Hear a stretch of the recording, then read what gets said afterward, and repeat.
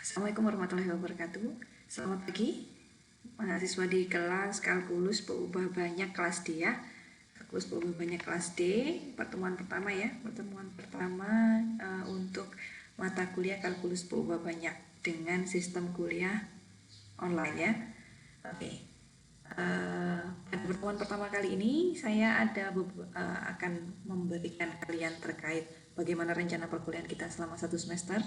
Selain itu juga ada bagaimana kontrak kuliah.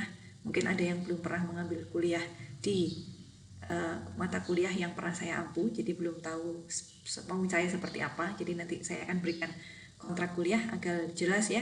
Jadi sama-sama tahu apa yang saya mau di kelas ini gitulah ya.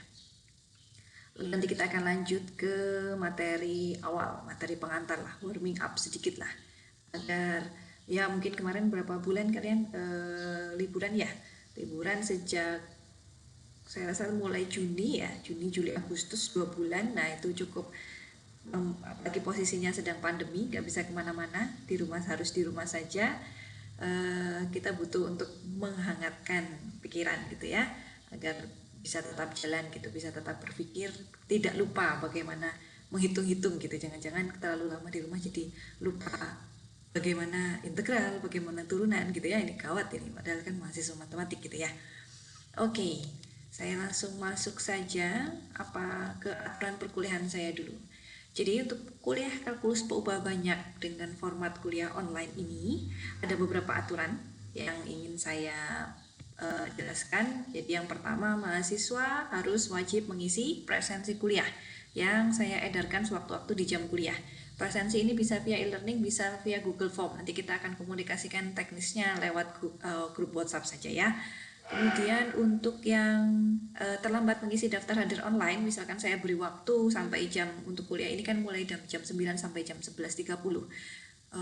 Bu, ternyata saya pas jam itu lagi di mana gitu. Saya entahlah gimana ngikutin materi saya juga nggak bisa memantau kalian ya, karena kalian ada di mana dan saya ada di mana. Tapi Anda wajib mengisi untuk daftar hadir. Misalkan di jam itu tidak bisa mengisi, oke. Boleh, saya akan bukakan linknya kembali jika ada alasan keterlambatan yang masuk akal dan jelas. Sehingga saya akan bukakan untuk mengisi presensi. Kalau tidak ada alasan yang jelas, mohon maaf agar adil juga buat teman-teman kalian yang lain yang sudah serius mengikuti kuliah ini, saya tidak akan bukakan presensi online-nya gitu ya. Lalu syarat maksimum ketidakhadiran dari 16 kali, maksimum tidak hadir atau tidak mengisi absen hanya 3 kali. Dan saya tidak memberikan ujian atau tugas susulan gitu ya.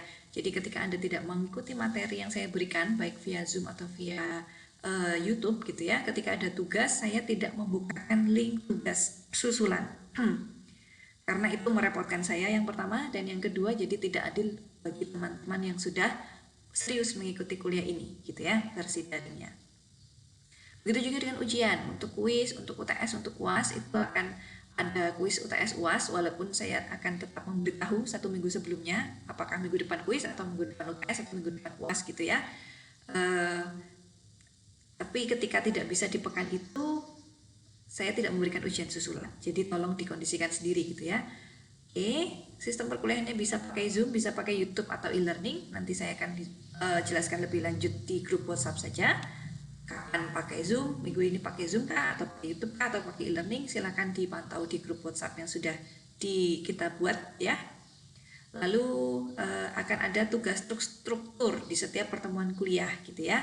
Tujuannya apa? Agar saya bisa memantau bahwa Anda benar-benar mengikuti perkuliahan yang saya berikan. Karena kuliah kalkulus berubah banyak ini isinya harusnya lebih banyak ke latihan soal gitu ya. Semakin banyak Anda berlatih dari latihan soal yang saya berikan, saya rasa pemahaman akan semakin meningkat gitu. Ketika Anda hanya mendengarkan penjelasan saya via YouTube atau via Zoom dan tidak melakukan latihan secara mandiri, itu saya rasa tidak akan bisa nempel gitu materinya gitu. Nggak akan bisa masuk gitu ya ke dalam pikiran kalian gitu. Ya, lewat saja, hanya seperti podcast gitu ya, yang cuma lewat habis itu lupa gitu. Nah, saya tidak ingin seperti itu, karena ini adalah kuliah yang serius. Kalkulus berubah banyak adalah kuliah wajib yang menjadi core atau inti dari sarjana matematik gitu. Jadi ketika Anda menguasai kuliah kalkulus berubah banyak, ini lanjutannya dari kalkulus ya, kalkulus 1 dan kalkulus 2. Jadi ketika sudah menguasai kalkulus perubahan banyak, maka berarti salah satu kriteria untuk bisa lulus sarjana matematik sudah dikuasai, gitu ya.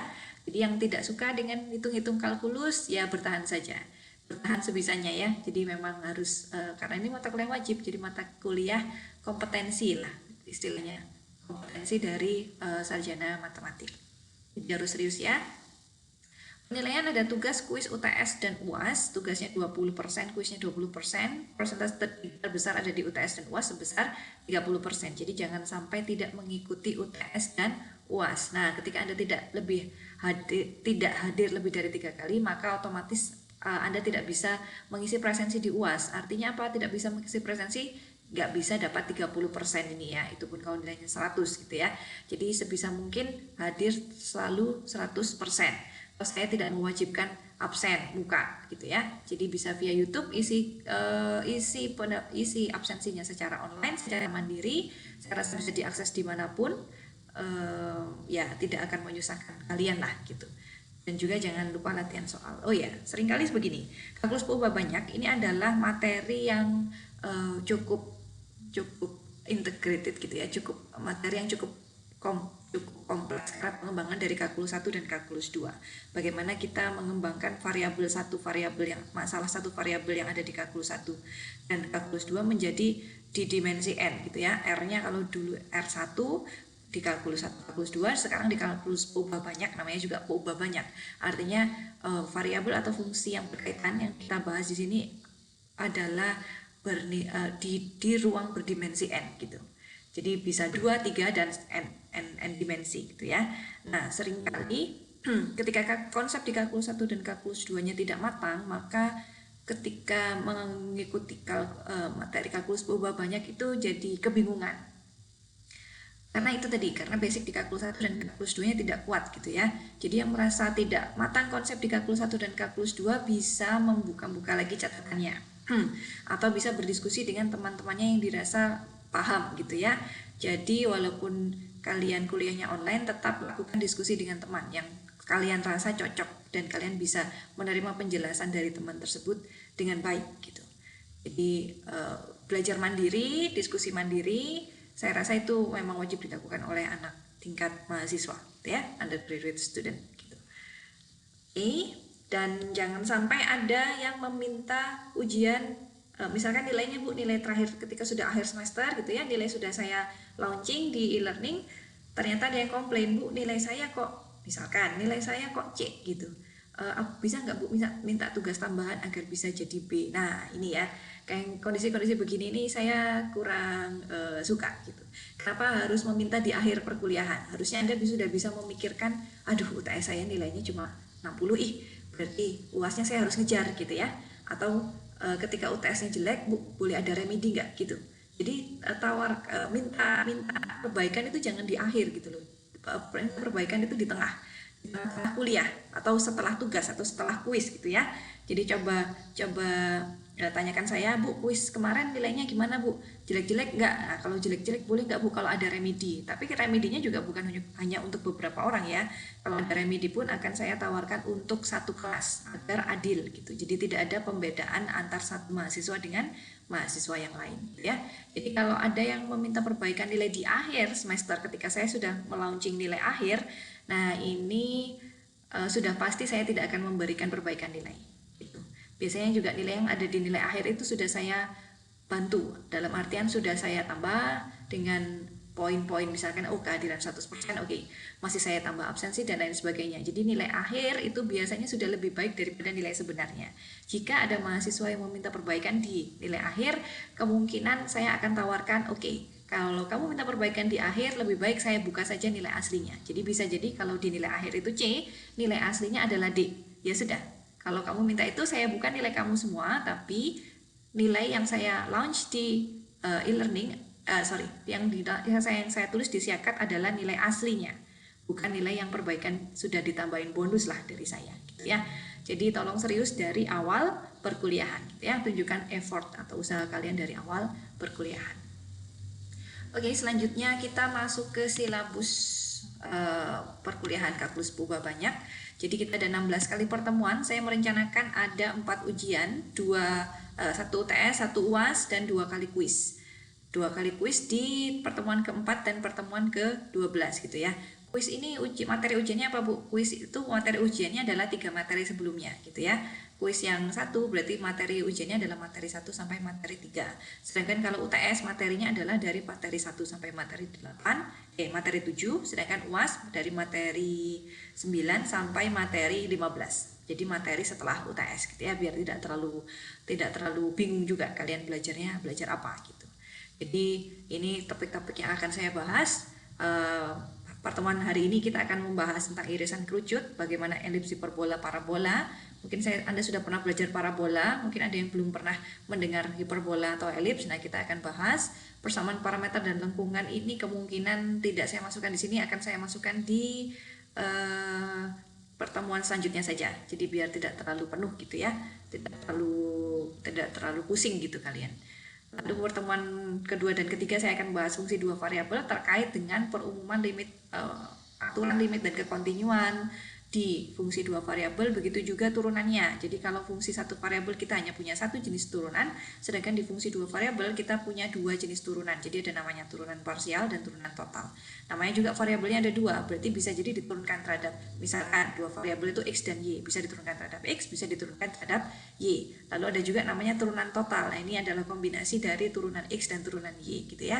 Jadi ini sebetulnya kalkulus purba banyak itu perumuman, kalau saya bilang ya, bahasa sederhananya itu perumuman dari masalah-masalah yang ada di kalkulus 1 dan kalkulus 2 yang membahas tentang fungsi 1 variabel. Kemudian di pertemuan kelima kita akan membahas geometri ruang dan vektor terkait apa sih hasil kali dalam, apa sih hasil kali silang. Selama ini kalau saya menghitung ada 2 vektor yang saya hasil kali dalam, kan itu sebetulnya apa? Lalu hasil kali silang itu kalau di vektor, kalau di ruang geometri itu apa gitu, maunya itu apa gitu, menggambarkan apa sih gitu. Kenapa kita harus bingung-bingung menghitung hasil kali dalam, kenapa harus menghitung hasil kali silang, ada nggak gunanya gitu ya. Nah, terkait juga fungsi vektor, fungsi Kepler. Lalu di pertemuan ke-6 dan ke-7 ini lebih perumuman lagi dari fungsi 2 variabel, ini untuk fungsi bernilai vektor. Jadi dimensinya n ya, dimensi n, ada terkait limit dan turunannya, dan metode Lagrange dan tensor terkait dengan fungsi kendala. Lalu setelah UTS kita akan masuk ke integral lipat gitu. Jadi kalau di kalkulus 1 dan kalkulus 2 Anda belajar integralnya cuma 1 gitu ya, maka setelah UTS itu Anda akan belajar integralnya berlipat-lipat gitu. Bu, satu aja udah bingung, Bu, apalagi 2. Nah, ini. Jadi kalau pada kalkulus 1 dan kalkulus 2 teknik mengintegralkan untuk 1 integral saja sudah bingung. Nah, ini masuk ke integral lipat ini akan semakin rumit gitu ya. Secara perhitungan itu sebetulnya sama saja. Jadi kalau ada 2 integral berarti integralkan dulu di dalam baru integralkan lagi yang luar gitu ya. Cuman masalahnya masalahnya adalah bagaimana mengintegralkan yang 1 saja itu sudah kesusahan. Nah, ini tolong di review lagi bagaimana konsep integral, apa saja teknik-teknik pengintegralan yang sudah dijelaskan di kalkulus 1 maupun 2 ya. Jadi saya tidak untuk materi setelah UTS ini bisa jadi saya tidak mereview, tapi jika memang saya butuh mereview konsep atau teknik pengintegralan ya saya akan review gitu ya. Nah, ya nantilah kita lihat sambil jalan. Oke, untuk referensi saya menggunakan 2 buku, dua-duanya penulisnya adalah Profesor Wono Setiabudi dari Matematik ITB. Jadi ada catatan kuliahnya dan ada bukunya, kalkulus purba banyak dan penggunaannya. Nah, ini sayangnya tidak ada versi soft copy ya, jadi saya punyanya versi hard copy. Jika ini kuliahnya kuliah tatap muka, pasti saya akan sangat mengizinkan kalian untuk fotokopi gitu. Sebetulnya nggak boleh ya, itu membajak sebenarnya. Ya beberapa halaman saja lah, tidak satu buku gitu ya. Beberapa halaman yang penting mungkin saya boleh izinkan kalian untuk mengcopy gitu. Ya itu, atau nanti bisa mungkin yang ini kalkulus purba banyak yang nomor 2 ini bisa diperoleh di toko buku ya kan, kalau nomor 2 ini bukunya itu sudah banyak di mana-mana lah. Jadi kalian bisa cari di toko buku terkait buku kalkulus purba banyak dan penggunaannya, punya warna biru gitu ya. Ini penerbitnya ITB tapi sudah bisa diperoleh di toko buku mana-mana gitu ya. Dan ini memang banyak digunakan oleh jurusan matematik di universitas lain sebagai buku panduan untuk mata kuliah kalkulus berubah banyak. Oke. Oke, setelah silabus, kita masuk ke jadi kita masuk ke materi ya. Ini saya kasih pengantar dulu deh biar nggak shock gitu ya dengan materinya. Nah, ini saya materi pertama saya ambil dari catatan kuliah kalkulus 2 dari ITB gitu ya. Ini buku panduan untuk kalkulus 2 untuk satu ITB gitu. Jadi catatan kuliah untuk mata kuliah kalkulus 2 yang digunakan di seluruh di seluruh fakultas, di seluruh jurusan yang ada kalkulus 2-nya di Institut Teknologi Bandung gitu ya. Nah, ini saya scankan gitu agar saya bisa lebih gampang untuk menjelaskan ke Anda. Nah, ini masih cerita dulu. Jadi dari kata pengantar itu cukup menarik gitu ya. Bisa dibaca lah, kalian bisa baca sendiri. Jadi intinya di kata pengantar ini penulisnya Profesor Wono Setiabudi itu menjelaskan bahwa kalau sekarang gitu, kalau zaman dulu itu internet masih nggak ada gitu ya, mahal, komputer belum banyak yang punya, buku adanya juga buku yang tebel-tebel gitu ya, tidak banyak percetakan buku. Nah, itu buku sangat jarang, makanya banyak orang memilih untuk kuliah agar bisa belajar langsung dari dosen gitu, dosen yang punya buku, bisa mengakses buku-buku yang mahal-mahal tadi lah gitu. Tapi karena sekarang ini kan sudah kondisinya sudah IT itu sangat canggih ya, buku, video, media pembelajaran itu bertebaran lah di internet. Buku yang gratis pun banyak gitu. Jadi sebetulnya Anda tinggal mencari informasi yang Anda butuhkan di internet. Bisa web, tentunya web yang kredibel ya. Bisa web, bisa juga buku-buku yang gratis. Misalkan bisa diambil di Libgen gitu ya, buku-buku berbahasa Inggris gitu ya. Jika memang Anda merasa penjelasan saya kurang, nah, Anda bisa mencari tahu sendiri. Itu kelebihannya kalau anak-anak milenial sekarang. Jadi kalau kalian bisa memanfaatkan internet dengan baik, dengan maksimal gitu ya untuk hal-hal yang bermanfaat dan efektif, itu tidak akan susah. Itu kuliah daring itu tidak akan susah, malah lebih memudahkan daripada kuliah tatap muka gitu ya. Walaupun kuliah kita juga masih punya target tiap pertemuan, apa saja yang ingin dicapai di tiap pertemuan gitu ya. Terus Profesor Wono Setiabudi ini menjelaskan bahwa nah di sini jadi karena saya pakai buku catatan kuliahnya Prof. Wono Setiabudi, isinya itu sebetulnya lebih ke latihan soal gitu. Latihan soal. Nah, konsep-konsepnya ada beberapa konsep tapi tidak semua. Jadi konsep-konsepnya itu ada di buku pegangan utama. Jadi ada di kalkulus, ada di buku Farberg gitu ya, Kalkulus Net Edition gitu. Jadi kalau tidak paham kalian bisa buka buku kalkulusnya, buku Farberg gitu, bisa dicari lah di internet terkait buku-buku ini.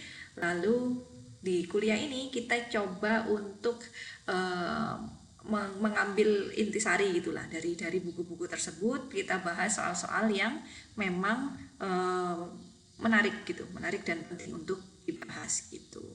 Jadi maksudnya kenapa saya ngambilnya kok referensinya pakai catatan kuliah untuk pertemuan pertama ini karena sudah merangkum. Jadi ada konsepnya, lalu ada contoh. Nah, banyak contoh dan banyak latihan yang bisa kalian coba. Itu tadi kuliah matematik itu tidak bisa hanya dilakukan dengan melihat, dengan mendengar gitu, tapi juga harus latihan gitu. Kalian sendiri harus latihan menghitung, ngoret-ngoret gitu ya.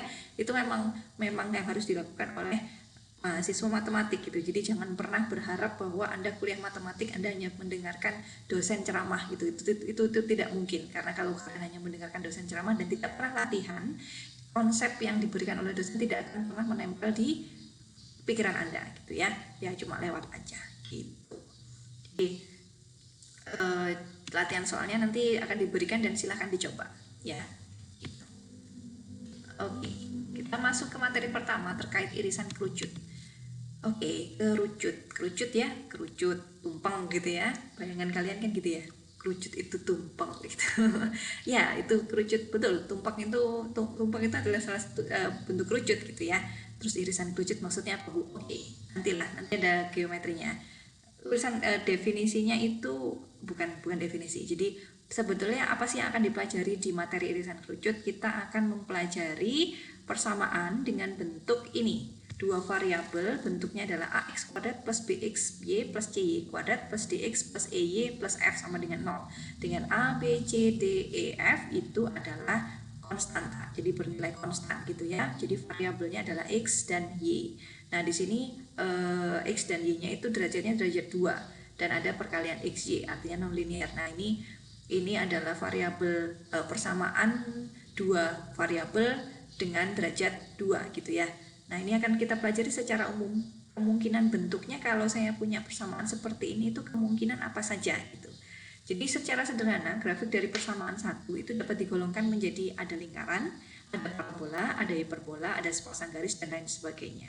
Kok bisa Bu? Oke, mungkin belum terbayang. Misalkan saya pilih B-nya itu 0, B-nya 0, C-nya 0, D-nya juga 0, F-nya 0. Oke ya, B, C, D, dan F 0. Berarti tersisa tinggal A dan E ya. Kayak saya punyanya AX kuadrat sama dengan AX kuadrat plus EY sama dengan 0, atau AX kuadrat sama dengan min EY, atau Y sama dengan A per min A per E X kuadrat sama dengan Y. Nah itu kan kalian langsung ketemu bentuk apa? Bentuk grafik parabola ya, parabola yang memotong di 0,0 gitu ya, yang dia bentuknya cekung ke bawah gitu.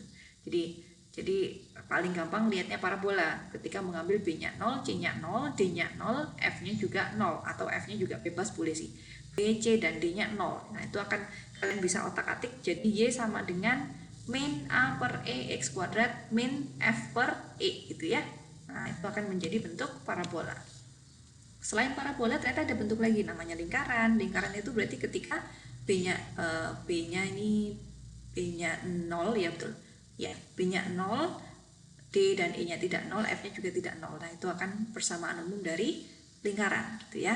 Hiperbola gimana Bu? Hiperbola itu kebalikannya parabola. Kalau parabola itu X-nya kuadrat, Y-nya pangkat 1. Kalau hiperbola itu kebalikannya. Y-nya kuadrat, X-nya pangkat 1 gitu. Oke, kita masuk lagi ke ini memang saya scan ya. Saya scan dari buku catatan kuliahnya Prof. Wono Setiabudi. Tujuannya apa? Jadi saya bisa menjelaskan lebih enak gitu. Kalau di kelas, kalau kuliahnya tidak online, saya akan mencatatkan di kelas sambil saya oret-oret sedikit. Cuman karena versinya versi online kuliahnya, jadi harus lebih komunikatif ke kalian. Nah ini saya memilih untuk scan dan kita bahas, kita bedah satu-satu gitu ya. Oke, contohnya yang paling gampang adalah misalkan Anda disuruh menggambarkan grafik Y kuadrat sama dengan 4X min 2. Bayang ya. Nah kalau biasanya mungkin lebih suka lihat Y sama dengan 4X kuadrat, sekarang Y-nya yang kuadrat. Y kuadrat sama dengan 4X min 2. Langkahnya gimana? Langkah untuk menggambarkan grafik tersebut ada beberapa hal yang dapat dilakukan. Kita lihat Y kuadrat. Y kuadrat adalah suatu fungsi kuadrat ya, nilai yang kuadrat. Suatu bilangan dikuadratkan itu tidak pernah negatif. Dia selalu bernilai 0 atau positif atau non negatif gitu ya. Sehingga Y kuadrat pasti lebih dari sama dengan 0. Sehingga 4X min 2 pasti juga karena Y kuadrat sama dengan 4X min 2, maka kita bisa tuliskan 4X min 2 harus lebih dari sama dengan 0. Atau jika dikalkulasi X-nya harus lebih dari sama dengan setengah. Artinya apa? Artinya domain yang kita bicarakan X-nya harus ada di sebelah kanan dari setengah. Jadi yang warna putih ya, bukan yang abu-abu ya. Jadi domain pembicaraan kita itu yang sebelah sini. Dia tidak akan pernah membicarakan yang di daerah sini gitu. Untuk Y kuadrat sama dengan 4X min 2. X-nya, domainnya atau daerah asalnya harus lebih dari sama dengan setengah. Ya, titik potongnya ini di setengah.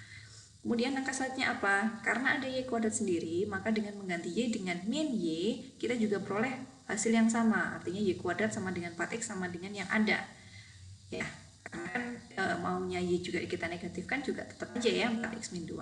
Artinya grafik yang ada di simetri terhadap simetri terhadap sumbu X. Karena titik X dan Y, titik X dan Y juga berada di grafik tersebut. Artinya kalau saya punya suatu titik di atas, maka bawahnya juga solusinya gitu. Jadi kalau ada X di sini persis min Y. Jadi kalau saya punya ini berapa sih ngambilnya, ini sekitar 1, 2 gitu ya. 2 itu 2 dan saya masukkan ke sini berapa? 2, 8, 6 gitu ya. Kalau 2 dia lewat 2,6 pasti dia lewat 2, min 6 gitu ya. Jadi satu titik dan satu titik di sini. Oke. Selanjutnya apa Bu? Oke, kita lihat titik potong. Jika grafik dipotong oleh X sama dengan K, maka titik potongnya dapat dicari dengan Y kuadrat sama dengan 4K min 2. Kan X-nya K ya. Sehingga Y-nya adalah plus minus akar 4K min 2. Jadi titik potongnya adalah di K, plus minus akar 4K min 2. Artinya ini titik juga harus simetri ya terhadap sumbu X. Nah, berarti kita punya titik potong ini ada jika 4K min 2-nya harus positif. Sudah kita gunakan. Jika K makin besar, jarak antara dua titik potong akan makin jauh gitu. Nah, ini kita bisa gunakan sehingga bisa menggambarkan si grafik yang kedua ini. Kemudian, jika grafik dipotong oleh Y sama dengan K, maka titik potongnya dapat dicari dengan K kuadrat sama dengan 4X min K. Jadi kalau tahap ketiga kita coba X sama dengan K, untuk tahap kedua kita coba Y sama dengan K. Sehingga kita peroleh X-nya adalah K kuadrat plus 2/4. Sehingga titik potongnya yang melewati Y sama dengan K adalah K kuadrat plus 2/4, K. Kemudian jika K sama dengan 0, maka titik potongnya setengah, 2. Nah, ini kita gunakan semua itu. Jika K makin besar, maka titik potongnya akan makin ke kanan, gitu ya, makin naik gitu maksudnya. Jadi makin besar makin ke kanan. Oke, kita dapat ini grafik seperti ini. Jadi dari hasil investigasi tersebut, kita bisa peroleh grafiknya adalah seperti ini. Gitu ya, dengan menggunakan titik-titik tadi. Saya rasa jelas ya. Nah, selain mendengarkan penjelasan saya, Anda bisa mengulang-ulang. Itu gunanya saya upload video pembelajarannya di YouTube. Jadi Anda bisa mengulang-ulang. Kalau tadi penjelasan saya terlalu cepat, Anda bisa mengulang, menstop, speednya dipelankan gitu ya di YouTube-nya. Jadi bisa sambil mencoba sendiri, dioret-oret di catatannya ya. Oke. Nah, ini silakan dicoba untuk cobalah 1 dan cobalah 2. Bebas pilih yang mana, cobalah 3 juga bisa dicoba. Ini cukup menarik ya, jadi bisa kalian coba sendirilah. Kemudian tentang arti geometri persamaan. Nah, ini saya punya, misalkan saya punya titik F dan garis L. Oke, saya punya titik F. Titik F koordinatnya berapa Bu? P,0. Jadi dia berada di sumbu X gitu ya. P,0. Persamaan garisnya misalkan X sama dengan min P gitu ya. Ya, carilah semua titik P, X, Y dengan sifat PF sama dengan DP, L, dengan DPL adalah jarak P terhadap garis L. Oke. Garis. Oke, jarak. What is jarak gitu ya. Jarak itu kita definisikan X dikurangi si titik koordinat titiknya. Jadi X dikurangi koordinat titiknya adalah P dan Y dikurangi 0, jadi Y kuadrat gitu ya. Sehingga jaraknya adalah di PL adalah X plus P.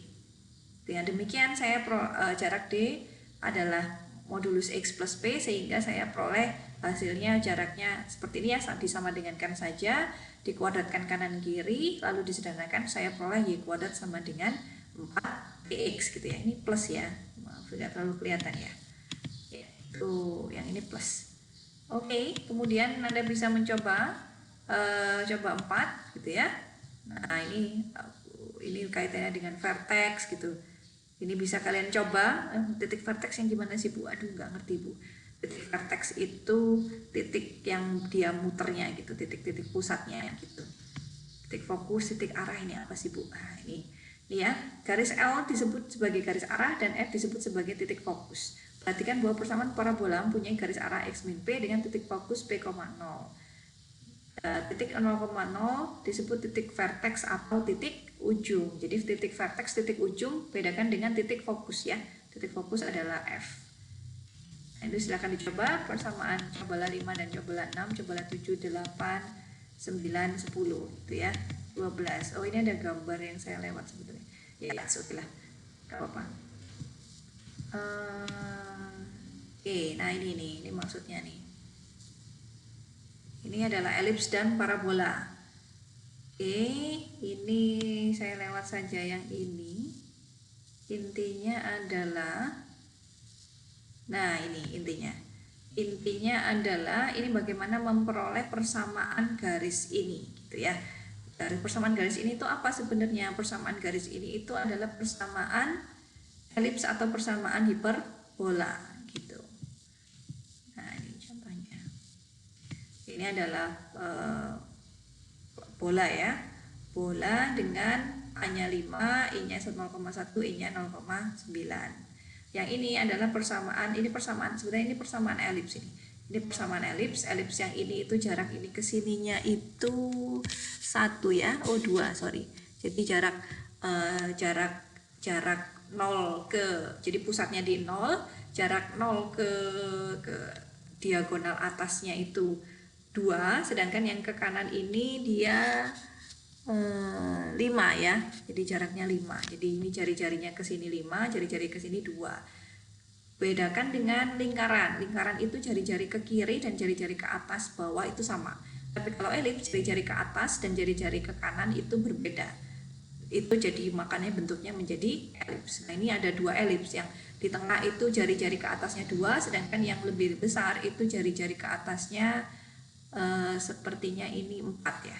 4 gitu. Oke. Kemudian yang contoh 16 ini saya punya, ini namanya hiperbola. Jadi kalau parabol itu begini ya, motong. Kalau hiperbol itu dia tidak pernah memotong sumbu di sini lah, sumbu X atau sumbu Y gitulah. Jadi dia tengahnya bolong gitu, nggak kelihatan gitu ya. Nah, ini hiperbola namanya, bukan parabola. Itu kalian bisa coba ya.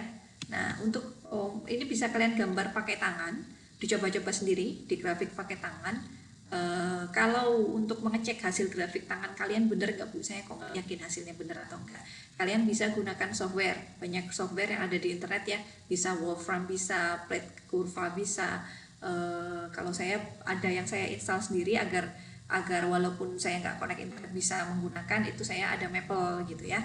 Saya rasa Maple masih free ya, jadi bisa di-download juga di sampai pada masa pandemi ini. Maple tim yang punya Maple gitu ya, itu tidak harus membeli gitu, nggak harus dikasih free trial sampai cukup lama, saya rasa sampai September akhir gitu. Coba dicek saja di websitenya, jadi bisa di-download. Jadi misalkan kalian ingin mengecek gambar tangan kalian betul atau enggak, itu kalian bisa gunakan software yang ada ya. Boleh matematika, boleh mungkin ada kalau yang suka pakai Python, pakai MATLAB, pakai Octave boleh juga. Jadi selama kalian tahu code-nya, nah itu bisa kalian coba-coba gitu ya. Oke, yang ini, nah ini adalah persamaan elips. Persamaan elips dengan pusat di 0,0. Bu, kalau pusatnya nggak 0,0 gimana? Pusatnya di 0,0 itu nanti ini jadi X min sesuatu, Y min sesuatu gitu. Oke. Lalu ini adalah, nah ini coba digambarkan ini fokusnya. Jadi yang tadi itu fokusnya di 0,0, titik ujungnya atau titik vertexnya itu di plus minus A, 0 dan 0,B plus minus B itu ya. 0,0 disebut titik pusat. Nah, ini bisa silahkan digambar, cobalah 17. Nah, untuk tugas saya jangan ke sana dulu lah. Ini dulu saja. Nah, ini untuk persamaan hiperbola gitu ya. Persamaan hiperbola, vertexnya yang mana Bu? Vertexnya itu A, 0, A plus minus A, 0, dan ini kan dia tidak pernah, hiperbolanya yang mana sih ini? Nah, yang ini dulu, yang ini sama yang ini gitu. Nah, saya draw dulu aja deh biar kelihatan. Yang ini adalah grafik yang mau kita lihat ya, dan yang ini. Nah, yang lain itu adalah sumbu-sumbunya gitu. Jadi titik ujungnya adalah di plus minus di sini. Ini adalah titik vertexnya. Sumbu Y kita sebut sumbu imajiner. Kenapa? Karena tidak pernah dipotong oleh grafik dua grafik ini gitu. Nah, ini kaitannya sebenarnya sama hiperbola juga gitu. Kaitannya sama elips gitu ya. Ini ada elipsnya gitu ya. Nah, ini eksentrisitasnya itu apa sih Bu? Eksentrisitas itu adalah titik vertex atau titik ujungnya. Nah, titik ujungnya yang paling jauh gitu ya. Jadi bisa dicoba diplot ini gambarnya sehingga Anda bisa menyimpulkan, oke, jika persamaannya bentuknya adalah X kuadrat per A kuadrat min Y kuadrat per B kuadrat sama dengan 1, berarti titik fokus yang dibilang titik fokus itu yang mana, titik pusat itu yang mana gitu. Anda bisa coba-coba sendiri. Untuk itu cobalah 2, bisa dicoba juga. Ini masih elips 23, 24. Nah, ini. Jadi kan dari tadi saya ngomongin kerucut ya. Kerucut pasti bayangannya itu langsung tumpeng ya. Entah kenapa saya mikirnya langsung makanan nasi kuning tumpeng itu. Oke, jadi ya betul, bentuknya adalah kerucut tapi lebih ke ada dua kerucut. Satunya kerucutnya itu membuka ke atas dan satunya adalah kerucut yang terbuka ke bawah gitu. Kenapa hiperbola, parabola, hiperbola, parabola dan elips disebut sebagai irisan kerucut, Bu? Oke, jadi gini, kalau saya punya kerucut ini seperti jam pasir lah, saya punyanya. Jam pasir ini, saya punya satu jam pasir gitu ya, jam pasir. Lalu saya punya bidang datar, ini bidang datar gitu ya. Nah, bidang datar ini kalau saya potongkan, jadi misalkan bidang datarnya ini pisau. Nah, pisau ini saya potongkan ke jam pasir tadi atau ke kerucut bolak-balik tadi itu, maka ada beberapa irisan yang dapat dihasilkan gitu. Nah, irisannya ini irisannya bentuknya apa? Irisannya berupa apa kira-kira? Berupa ini dipotong pas persis di 00 gitu ya. Jadi dia akan memotong di sini itu bentuknya begini. Yang di sini dia akan memotong bentuknya begini gitu ya. Kalau yang ini akan jadi hiperbol ya. Nah, untuk yang ini motongnya pas jajar aja, sejajar sama kerucutnya gitu ya, rapi gitu ya, motong tumpengnya rapi. Nah, ini akan menghasilkan pola lingkaran atau elips gitu ya. Jadi memutar gitu polanya. Tergantung bentuk kerucutnya kan. Kalau kerucutnya bentuknya cantik, lingkaran penuh, maka ini akan lingkaran. Kalau kerucutnya bentuk elips juga akan jadi elips. Nah, di sini ketika saya potong begini, ini di sini, nah ini juga akan jadi elips atau kerucut. Lalu yang di sini, ini dia akan menjadi parabola ya. Yang di sini akan jadi parabola, sedangkan yang di sini jadi hiperbola. Jadi ada dua di sini. Gitu. Nah, ini lihatnya sumbunya begini tuh. Nah, saya bantu begini lah. Jadi bidangnya kalau saya bagi jadi sumbu X dan sumbu Y, nah jadi begini ya. Ini parabol, ini hiperbol, yang ini elips gitu ya. Nah, gitu. Ini kalau saya bagi bidangnya jadi dibagi 4 persis dengan 0,0-nya kita anggap di tengah. Gitu ya. Oke, ini translasi dan rotasi. Jadi selain tadi idenya kan tadi kalau dari tadi kita ngomong titik pusatnya di 0,0. Nah, sekarang translasi dan rotasi kita bikin bergeser gitu, pusatnya bukan di 0,0 ya tinggal si elips tadi yang titiknya di sini, pusatnya kita geser ke sebelah sini gitu ya. Nah, ini menggunakan bagaimana mentransformasi gitu, transformasi, translasi dan rotasi. Kalian sudah pernah dapatkan saya rasa di SMA atau di MA terkait translasi dan rotasi. Nah, itu kita terapkan di pengetahuan kita tentang elips di pusat 0,0 tadi. Oke, di transformasi bisa dicoba transformasinya di sini. Jadi saya pindah pusatnya jadi di 3,2. Nah, transformasinya pakai apa? Transformasinya pakai variabel baru yang kita sebut U dan V gitu. Dan V ini bisa dicoba, hitung-hitungannya benar atau tidak. Lalu yang cobalah 30 juga bisa dicoba. Cobalah 31 juga bisa dicoba gitu ya. Nah, ini macam-macam lah. Untuk selain kalau kodenya adalah bukan cobalah tapi tantangan 11, nah ini artinya untuk membuktikan rada mikir sedikit gitu ya, tidak semudah yang cobalah gitu. Jadi bisa dicoba, misalkan ada yang merasa saya kurang tertantang Bu kalau nyoba yang cobalah tadi terlalu gampang buat saya gitu ya. Nah, bisa dicoba yang tantangan, ada tantangan 11 dan tantangan 12 itu. Kalian bisa jawab bagaimana pusat.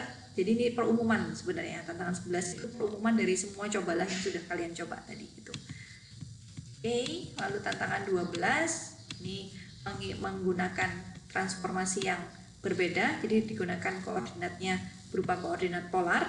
X-nya adalah U cos theta min V sin theta, Y-nya adalah U sin theta plus V cos theta. Jadi rotasi ya, ini pakainya bukan translasi tapi lebih ke rotasi. Kalau tadi translasi saja, geseran. Kalau ini dirotasi, diputar gitu ya, diputar sejauh theta gitu. Oke, bisa dicoba. Lalu terakhir tugas. Oke, tugas bisa dicoba 3 latihan soal yang berbeda ya, jangan sama ya. 3 latihan soal untuk setiap orang, ya boleh lah Anda mau sama dengan temannya juga boleh sih, tapi jangan satu kelas sama semua gitu. Jadi benar-benar coba kerjakan mandiri, pilih 3 latihan soal. Yang ini ya, kodenya adalah cobalah nomor berapa gitu. Nah, itu silahkan dicoba yang ada di slide sebelumnya. Silahkan jawaban ditulis tangan, jangan pakai software ya. Jadi kalau suruh menggambar grafik, gambarkan grafik manual gitu.